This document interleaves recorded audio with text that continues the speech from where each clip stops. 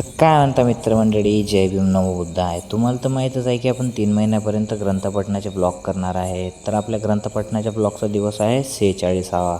तर मित्रमंडळी, काही न वेळ गमावता वळूया आपण आपल्या टॉपिककडे. पण आपल्या ब्लॉगमध्ये आज थोडा चेंजेस आहे मित्रमंडळी. आपले जे वाचक आहेत त्यांची तब्येत काही कारणामुळे खराब असल्यामुळे ते काही येऊ शकले नाही. तर आजचा ग्रंथ इतर कोणी वाचणार आहेत. त्यांना असे उत्तर दिले, कसोट्या या स्वतःला विचारा, या गोष्टी हितकर आहे काय? शहाण्या माणसाने त्या टाकाऊ मानल्या आहेत काय? त्या केल्या असता कष्ट आणि दुःख ओढवते काय?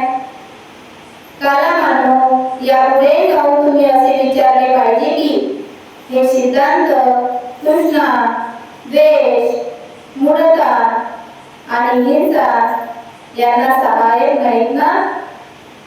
एवढेच पुरे नाही तर कालामानो आणखी पुढे जाऊन तुम्ही पाहिले की सिद्धांत माणसाला इंद्रियाधीन करणारे नाहीत ना?